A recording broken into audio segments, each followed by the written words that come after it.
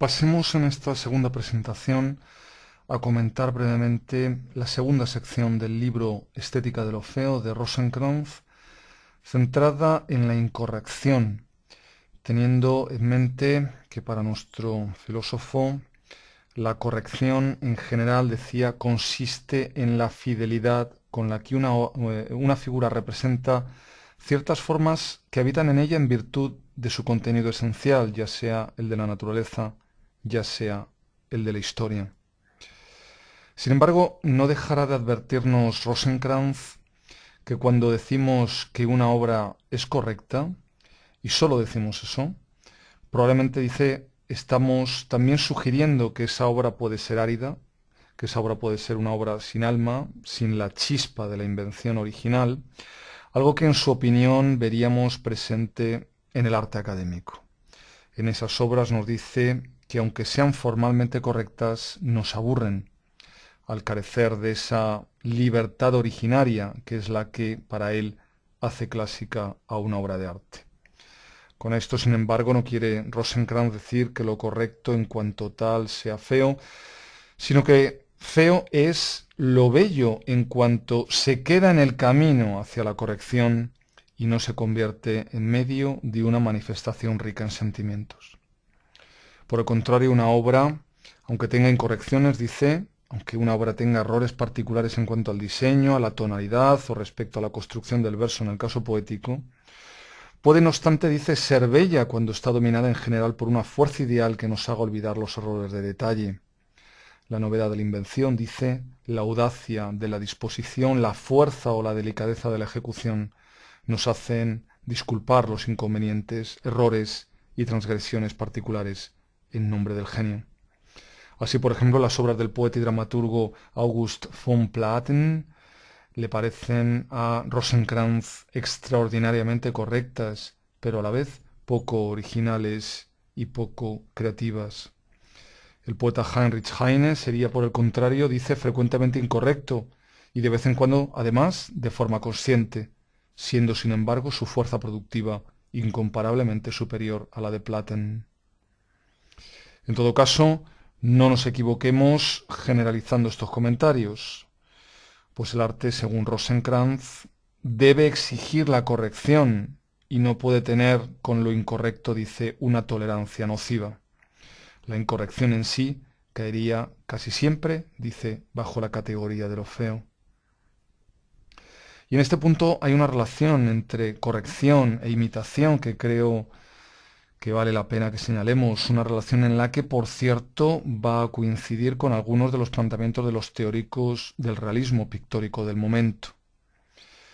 Para Rosenkranz, la corrección en la imitación, dice, no debe confundirse con la mera copia de lo casualmente empírico, sino que el artista debe ser capaz de reconocer la forma ideal, es decir, ha de poder liberar de la figura todo lo que sea inesencial.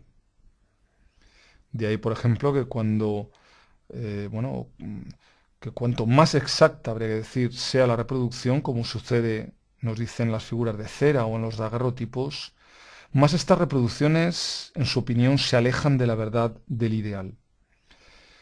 Y tratando de aclarar este punto, escribirá lo siguiente. Dice Rosenkranz, un retrato daguerrotipo no nos ofrece al hombre en su totalidad, sino al hombre tal y como se encuentra en una situación del todo particular, dominado por una disposición sentimental transitoria. Por el contrario, el artista debe producir lo ideal, extrayéndolo, en definitiva, de la intuición espiritual a la que la obediencia a lo empírico sólo puede aportarle el material. Por otra parte, y también en relación al concepto de corrección, Rosenkranz hace algunos comentarios referidos a la corrección histórica de las artes, a la corrección en su, digamos, faceta histórica, afirmando que la excelencia de la composición puede hacer que se pase por alto la incongruencia histórica de la forma. Es decir, las incorrecciones históricas en la representación. Por ejemplo, menciona a los pintores flamencos. La escuela histórica de Van Eyck nos dice, aunque este cuadro en realidad es obra de Van der Weyden, dice, la escuela histórica de Van Eyck pintaron a María como una muchacha germana que recibe la llamada del ángel en una habitación bien artesonada y arrodillada sobre un reclinatorio. Las alfombras adornan el suelo, un jarrón con lirios destaca en una esquina. A través de la ventana podemos ver las orillas del Rin con sus castillos.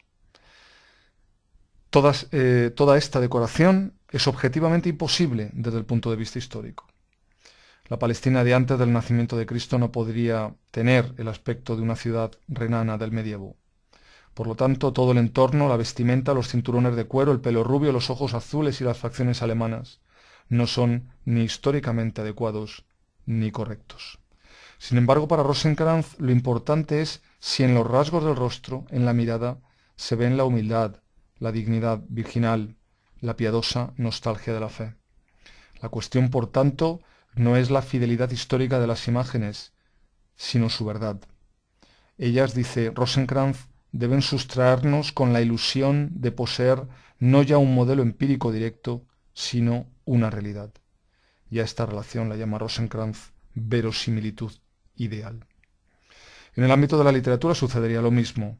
Shakespeare, Goethe o Schiller, dice, habrían modificado la historia y sin embargo no habrían ofendido con ello la verdad histórica en su esencia.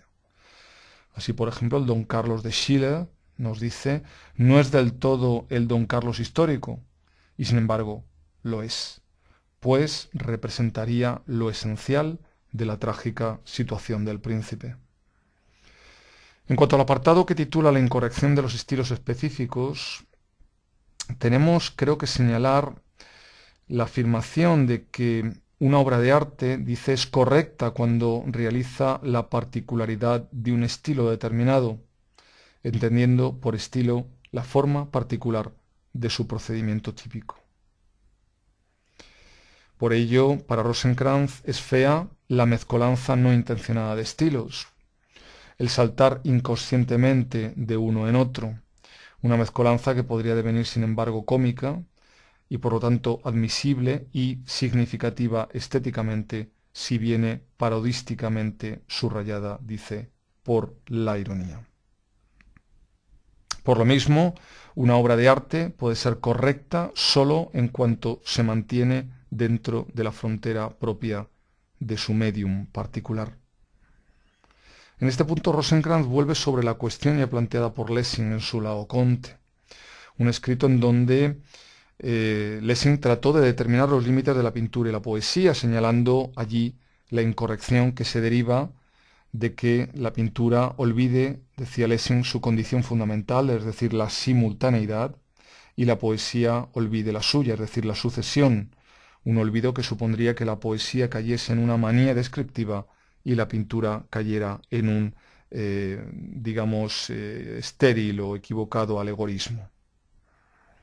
Pero avancemos un poco más en este libro de Rosenkranz, yéndonos ya a su tercera sección, dedicada al desfiguramiento o la deformación, y que gira, como vemos, en torno a tres conceptos fundamentales: lo vulgar, lo repugnante y la caricatura. Citando a Schiller, escribirá Rosenkranz que vulgar es todo aquello que no habla al espíritu y de lo que sólo se puede obtener un interés sensible. Lo vulgar, como negación de lo sublime, se subdivide aquí en lo mezquino, lo débil y lo vil. Empecemos por la primera de estas formas de lo vulgar, lo mezquino. En literatura se caería en la mezquindad, por ejemplo, cuando el escritor se olvida, dice Rosenkranz, de acentuar lo esencial, dedicando una amplia ejecución a los aspectos colaterales de una narración, por ejemplo, a lo accesorio o a lo superfluo. En su opinión, incluso grandes escritores como Balzac o Max Beldau adolecen frecuentemente de estos rasgos de mezquindad. Como hemos visto en el esquema general de la obra, otra subcategoría de lo vulgar sería lo débil. Débil, dice, sería aquella forma que se queda debajo de la medida que le es inherente, es decir, aquella forma que mantendría una fuerza de existencia por debajo de la medida que debería tener de conformidad con su naturaleza. Por regla general, afirma Rosenkranz, lo débil será también mezquino. De gran interés sería también la diferenciación que él hace en relación a lo débil, diferenciando entre lo débil en cuanto a objeto de representación y la debilidad como error de tratamiento estético. En relación a lo débil asegura que debe estar permitida, por supuesto, la representación de personajes débiles. Es el caso, o sería el caso, por ejemplo, del joven Werther de Goethe. Pero algo bien diferente ocurre, dice, cuando la representación misma es débil.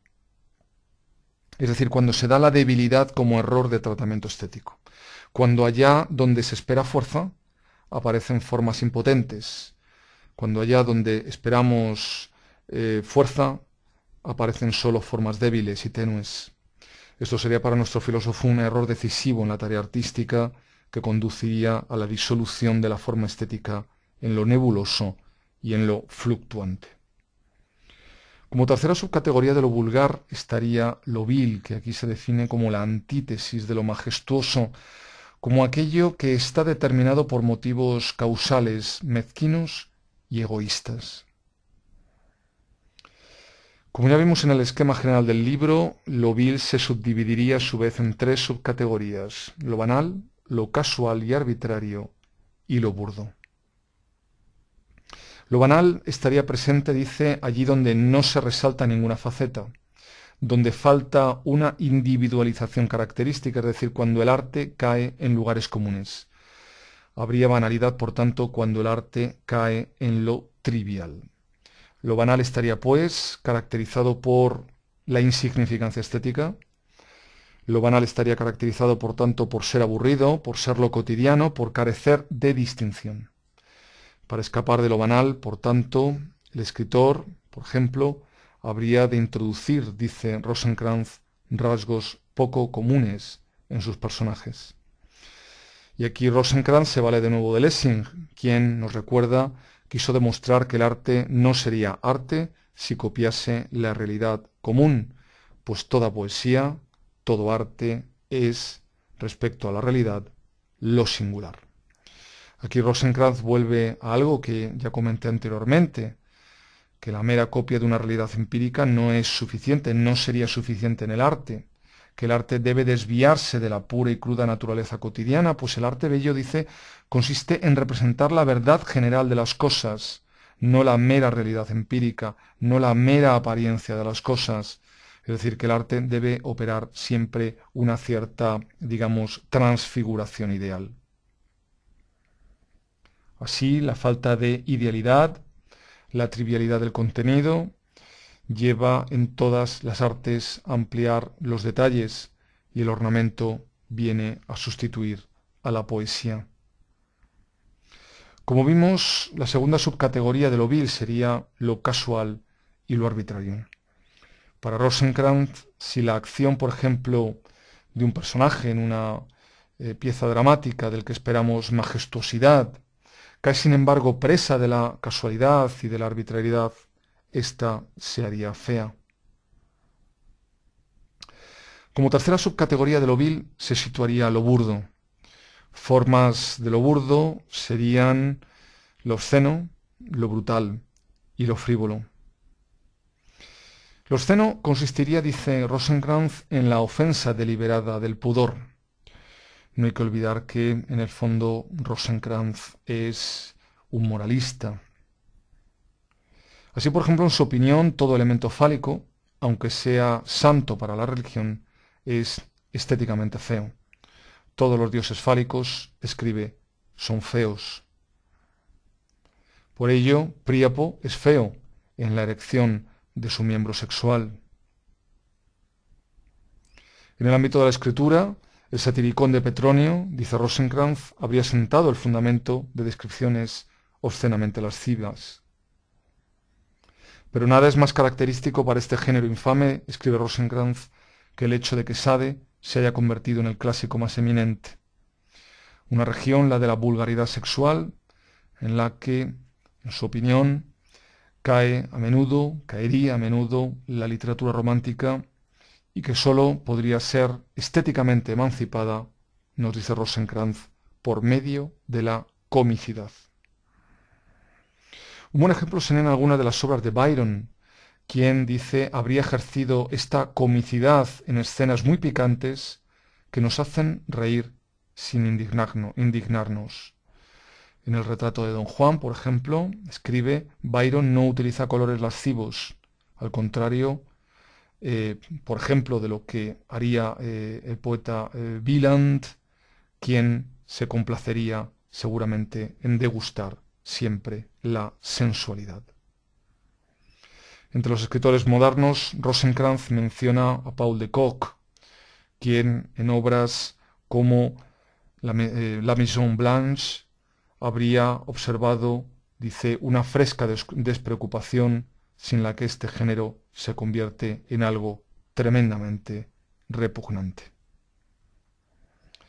La segunda forma de lo burdo sería, como hemos visto, la brutalidad, que implica, dice Rosencrantz, placer en la coerción que se obra en la libertad de los otros.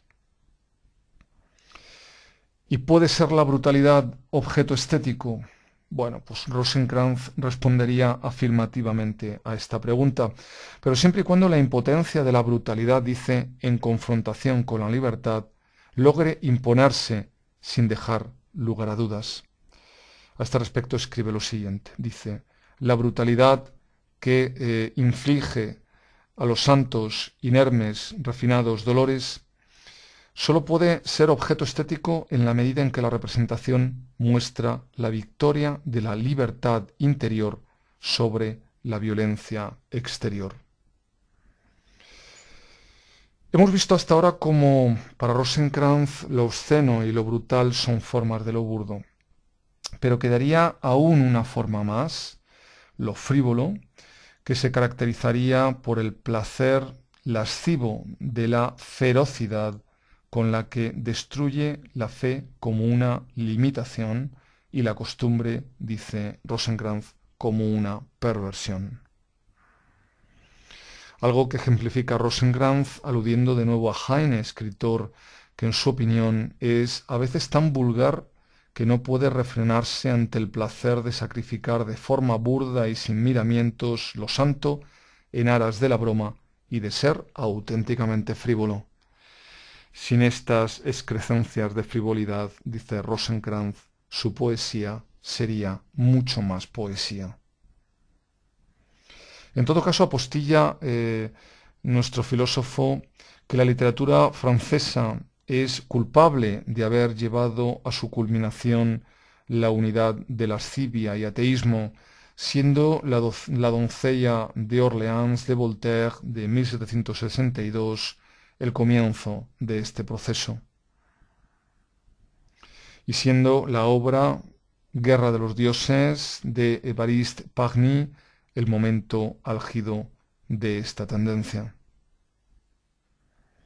No obstante, si lo frívolo se transforma en cómico, algo posible solo cuando tiene, dice Rosencrantz, una justificación de verdad, entonces sí que sería capaz de descubrir la contradicción que puede existir entre la esencia y la forma.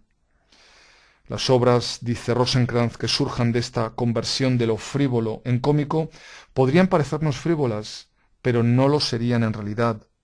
Se trataría de obras que podrían, dice, revelarnos incongruencias en la representación de lo divino, pero nunca éstas ofenderían a la moralidad. Algo que ejemplifica con la obra Zeus trágico de Luciano, obra que revelaría, dice, sin reparos, las contradicciones internas del antiguo Olimpo. Como segunda forma del desfiguramiento o deformación estaría para Rosencrantz lo repugnante, lo cual sería aún más feo que lo vulgar y que a su vez estaría conformado, como vemos, por lo tosco, lo muerto y lo vacío y lo horrendo. Lo tosco sería, dice, la negación de lo gracioso y por tanto aquello que displace por la informidad de su masa o la pesadez de su movimiento. Lo tosco tendría forma, pero una forma poco agraciada en la que, dice, predomina la masa.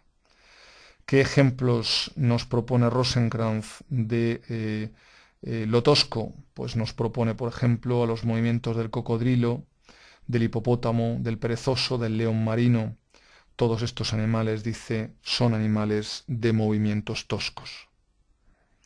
Otros ejemplos de lo tosco serían los dioses cabíricos, con sus grandes vientres, dice, sus pies cortos y anchos, su falta de cuello y sus posturas acurrucadas. Como segunda división o subdivisión de lo repugnante estaría, recordemos, lo muerto y lo vacío, que Rosenkranz define como la negación de lo lúdico, como expresión de la falta de vida y del movimiento libre.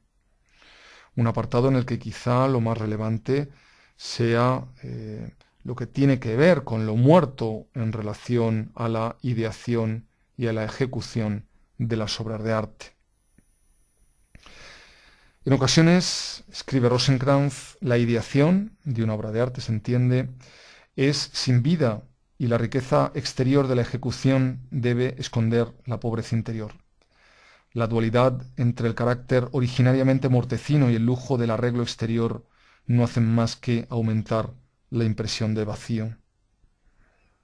Como ejemplo nos propone recordar la cantidad de poemas épicos interminables que se expresan balbuceando en hexámetros, estancias o estrofas nivelungas, con una amplitud, dice, insoportable, los acontecimientos más carentes de imaginación, como sucedería en algunas de las obras de Kunza o Budma.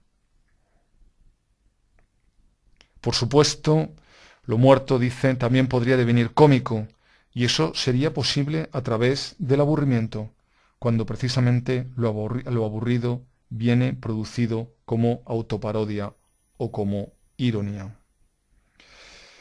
Y como tercer y último subapartado de lo repugnante estaría, como vemos, lo horrendo, definido aquí como la negación de lo atractivo, e integrado por otras tres subcategorías que son lo insensato, lo nauseabundo y lo malo. Lo insensato sería la negación de la idea en la ausencia de sentido, es decir, la contradicción de la razón, lo absurdo, lo necio, lo sinsentido, lo loco. En opinión de Rosenkranz, el arte puede hacer uso del absurdo sólo como un medio, dice, para representar simbólicamente la fragmentación del espíritu. Un apartado este, referido a lo insensato, en el que Rosenkranz aprovecha para criticar a los románticos, como podemos leer en el siguiente fragmento. La peligrosa desviación del romanticismo, dice, fue llevar tan lejos su oposición contra la ilustración y la comprensibilidad, llevar hasta tal punto su llamada ironía, que seguramente se está refiriendo fundamentalmente a Schlegel, a Tieck, etc., dice, llevar hasta tal punto su llamada ironía que la locura, el sueño, el delirio eran vistos como la verdad del mundo, una concepción loca en sí misma que no pudo tener otra cosa por consecuencia que productos feos. De hecho, para él la representación de la locura es infinitamente difícil y solo puede ser conseguida por los grandes maestros como Shakespeare, Goethe o George Sand, salvando del teatro francés moderno la obra de Melville, Le Foll. Entre las representaciones pictóricas de la locura, considera Rosenkranz aceptable obras como El manicomio de Wilhelm von Kaulbach, y que vemos en la imagen, un pintor Kaulbach, por cierto, muy conocido en la época, sobre todo por estos grabados de animales asumiendo roles humanos. Como segunda subcategoría de lo horrendo estaría lo nauseabundo, que Rosenkranz define como la negación de la forma bella a través de una deformidad que nace de la corrupción física y moral, y en la que el olfato, dice, tendría una preeminencia sensitiva. En su opinión se podría decir que con la religión cristiana la corrupción se convierte en sujeto artístico positivo, en la medida en que la pintura, dice, se ha atrevido a representar la resurrección de Lázaro, del que se decía que ya hedía. También, por ejemplo, en el cuadro de Rubens, en el que San Roque cura a los apestados, el paso de la muerte a la vida, le parecerá a Rosenkrantz la poesía que libera estéticamente de lo nauseabundo los horrores de la horrible enfermedad. Otro cuadro que menciona es este, Napoleón ante los apestados de Jaffa, pintado por Gros. Un cuadro en donde, escribe Rosenkrantz, aparece el gran hombre de Bonaparte, lleno de solidaridad, que toca con su mano el bubón de un enfermo que está medio desnudo ante él, algo que, escribe, exalta a los valientes. Como vimos, la tercera subdivisión del horrendo está ocupada en este texto por lo malo, que define como lo feo radical. Sin embargo, nos advierte de algo, pienso, muy relevante. No debemos caer en el error de extender esta identidad del mal y lo feo radical hasta el punto de hacer radicar totalmente en el mal las causas de lo feo. Es decir, que Rosenkrantz está rechazando así la hipótesis cristiano-platónica que situaba, recordemos, el origen de lo feo en el mal. Por el contrario, radicar totalmente en el mal las causas de lo feo, dice, supondría una exageración de su concepto que conduciría inevitablemente a abstracciones falsas, a abstracciones forzadas. Es decir, que aunque el punto máximo de la manifestación de lo feo, dice, solo puede ser provocado por el mal, porque el mal es la contradicción más profunda de la idea consigo misma, no deberíamos, sin embargo, confundir lo feo como tal con el punto máximo de su manifestación. Por otra parte, Rosenkrantz subdividirá este apartado dedicado a lo malo en lo criminal, lo espectral y lo diabólico. El crimen es para él objeto estético posible, pues con este debe venir, nos dice, a la luz de su contradicción inmanente, la verdadera libertad. Convertido en objeto estético, el crimen debe hacer manifiesto su carácter, dice, de vaciedad y de mentira. Y en esto precisamente se basaría también la exigencia tan repetida por Schiller de que para devenir estéticamente posible el crimen debe ser grande, porque, decía, entonces exige coraje, exige entonces astucia, inteligencia, fuerza y perseverancia no comunes, y de tal modo, decía Schiller, posee por lo menos el aspecto formal de la libertad. Para Rosenkrantz, pues, cuanto más amalgamado esté el crimen con los grandes intereses de la sociedad, del Estado y de la Iglesia, tanto más horribles son sus consecuencias, pues afectan a miles, pero se hace más ideal y gracias a este pathos deja de ser feo. Al afirmar esto, está pensando Rosenkrantz, entre otras obras, en el Macbeth de Shakespeare, obra en donde el crimen nos transfiere a relaciones que no podemos tener con las mezquinas pasiones privadas.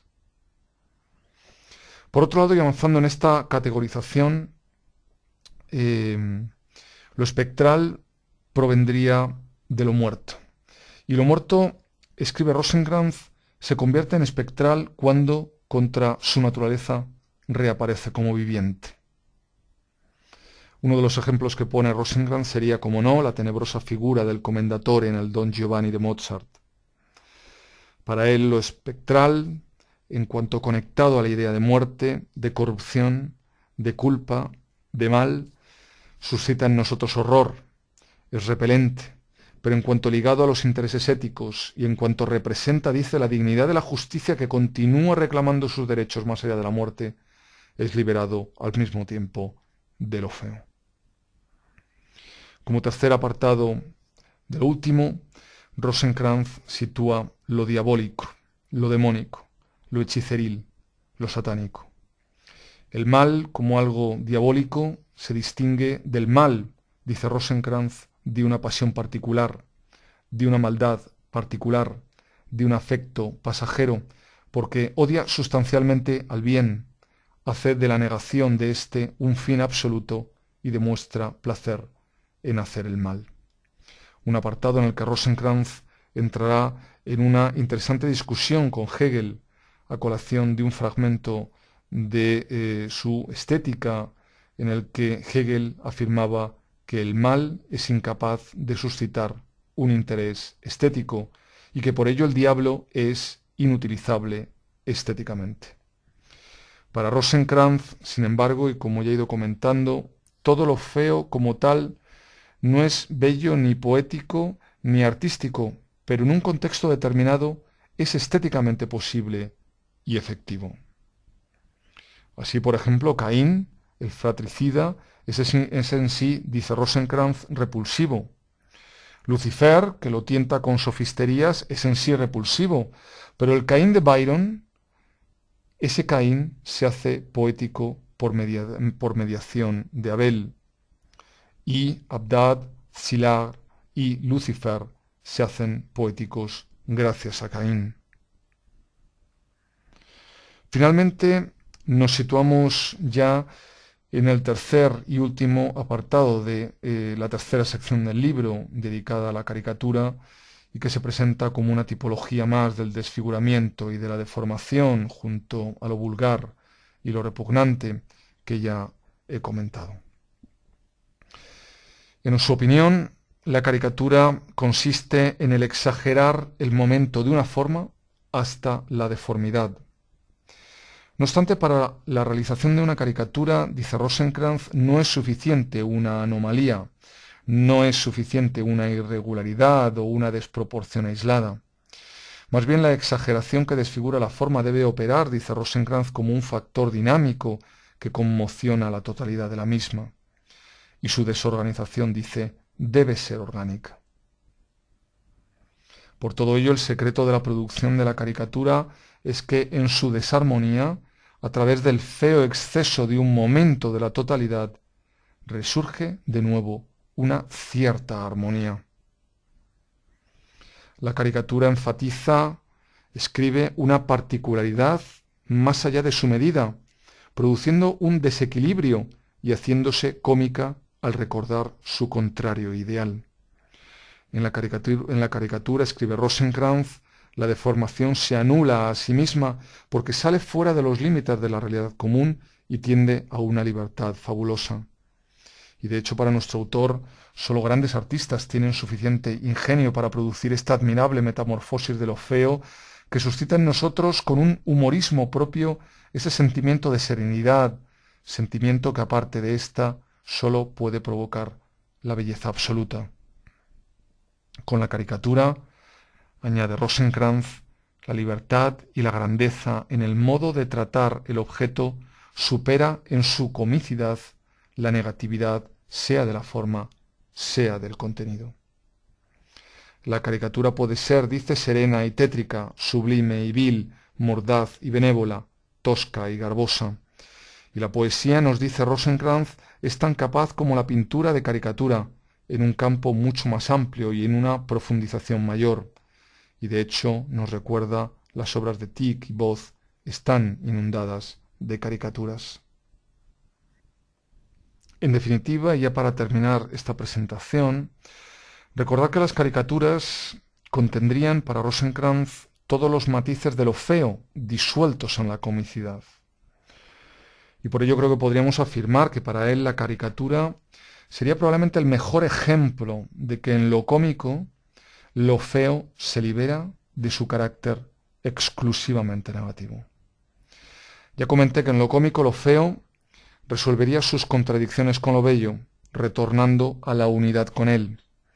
Y de ahí que lo cómico podría ser al mismo tiempo bello, pero bello, eso sí, no en el sentido de lo simplemente bello, de lo bello positivo, sino en el sentido de la armonía estética, en el sentido del retorno de la contradicción a la unidad.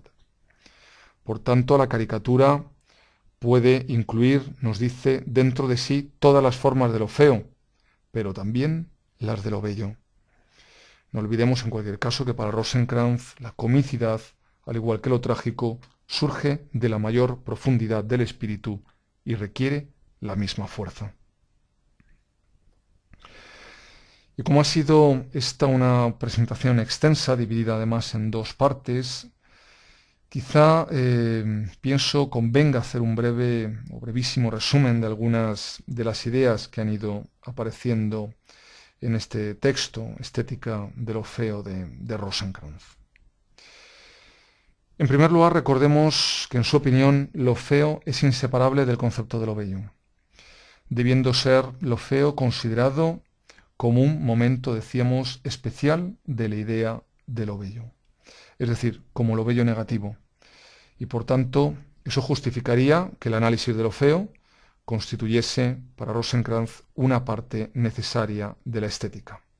Lo feo, recordemos, sería, por tanto, un concepto relativo, un concepto que sólo podría ser comprendido en relación al concepto de lo bello, es decir, como negación de lo bello. Por otro lado, según Rosenkranz, los artistas muchas veces necesitan lo feo, y recordemos que lo necesitan por dos razones. Por un lado, como lugar de paso en la manifestación de la idea. Y aquí tenemos que tener muy en cuenta que para Rosenkranz el arte desea y debe expresar la manifestación de la idea en su totalidad y que esto supone la posibilidad de lo negativo. Es decir, que dado que si la naturaleza y el espíritu han de expresarse en toda su dramática profundidad en el arte, lo feo natural, el mal y lo demoníaco no pueden faltar de las expresiones artísticas. Por tanto, si el arte quiere sacar a la luz la idea, que es, recordemos, la auténtica misión del arte para Rosenkranz, este no puede prescindir de lo feo. Es decir, en definitiva, el arte necesita lo feo y lo necesita ¿por qué? Pues porque el arte necesita llegar a una comprensión completa del mundo. También es un elemento clave en este texto Rosenkranz el hecho de que el arte tiene que idealizar también lo feo, es decir, tratarlo según las leyes generales de lo bello. ¿Y qué es idealizar lo feo? Pues ya lo dijimos, idealizar lo feo es excluir de él, al igual que el arte hace con lo bello, de todo aquello que sólo pertenece a su existencia casual, haciendo desaparecer los rasgos inesenciales de lo feo. Y por tanto, insisto, si bien el arte tiene que ofrecernos lo feo en toda su aspereza o en toda la aspereza de su desorden, debe hacerlo, sin embargo, con la misma idealidad con la que trata lo bello. Y como segunda razón decíamos, los artistas necesitarían lo feo para producir lo cómico. ¿Y por qué? Pues porque para Rosenkranz de lo bello se pasa a lo cómico a través de lo feo. Y de hecho este libro sobre la estética de lo feo, decíamos, es también, y como ya hemos visto, una excelente teorización del concepto de lo cómico en el arte, y sobre todo de qué transformaciones ha de experimentar lo feo para convertirse en un medio de comicidad. Hay que tener en cuenta que para Rosenkranz la comicidad, al igual que lo trágico, surge de la mayor profundidad del espíritu, es algo que requiere la misma fuerza. Y no olvidemos que para Rosenkranz, aunque los dioses del Olimpo, decía, eran tan bellos y tan inmortales, no consideraban indignos de ellos echar de cuando en cuando una carcajada. Es decir, que la mitología griega reconocía claramente la relación entre lo bello, lo feo y lo cómico. Y en opinión de Rosenkranz, lo cómico confraterniza con lo feo, pero al mismo tiempo, recordemos, es capaz de extirparle su elemento repugnante. En lo cómico, pues, lo feo se liberaría de su carácter exclusivamente negativo. Así, por ejemplo, en una caricatura, en la desarmonía que la caracteriza, resurgiría de nuevo una cierta armonía. La deformación, por tanto, se anularía a sí misma. Lo feo se anularía a sí mismo porque saldría fuera de los límites de la realidad común, tendiendo así a una libertad, nos dice Rosenkranz, fabulosa.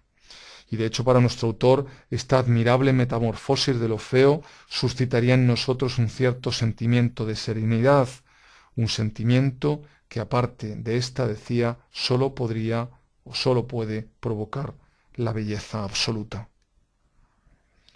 Es más, y pensando precisamente en el Don Quijote, en el Quijote de Cervantes, personaje que para Rosenkranz sería en sí mismo una caricatura, nuestro filósofo no dejará de afirmar lo grande, lo polifacética y significativa que puede llegar a ser una caricatura.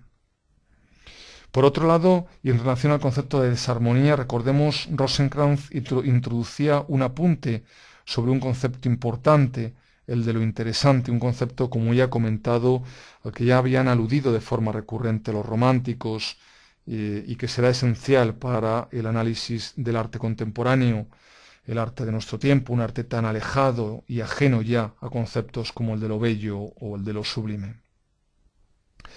La definición que da Rosenkranz de lo interesante, como hemos visto, era la siguiente: lo desarmónico bien puede suscitar nuestro interés sin ser bello, entonces lo llamaremos interesante. No llamaremos interesante, sin embargo, nos decía, y esta es una matización creo que fundamental, aquello que no abrigue en sí mismo una contradicción. Con lo que, escribía Rosenkranz, lo complicado, lo contradictorio, lo anfibológico y por tanto también lo criminal, lo extraño, lo delirante, es interesante, pues, decía, la inquietud fermentada en el infierno de la contradicción tiene una mágica fuerza de atracción. En definitiva, y con esto ya cierro esta presentación, con el concepto de interesante, Rosenkranz señalaría la posibilidad de que una totalidad pueda ser, y aunque parezca paradójico, desarmónicamente armónica.